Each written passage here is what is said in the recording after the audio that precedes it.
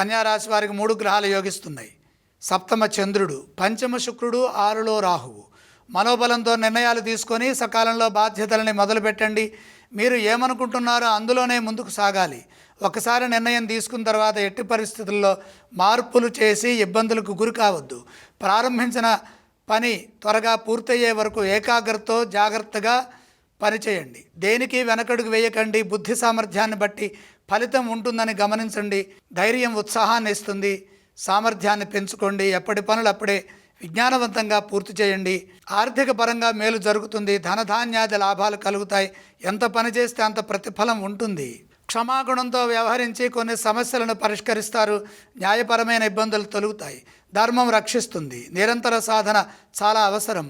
ఇతరులపై ఆధారపడకుండా స్వయం కృషితో ముందుకు సాగండి. వ్యాపారంలో సమయస్ఫూర్తిని ప్రదర్శించండి. ఇదే విధంగా ఉద్యోగంలో కూడా బుద్ధి చతురతతో వ్యవహరించండి. ఫలితాలు అనుకూలంగా వస్తాయి.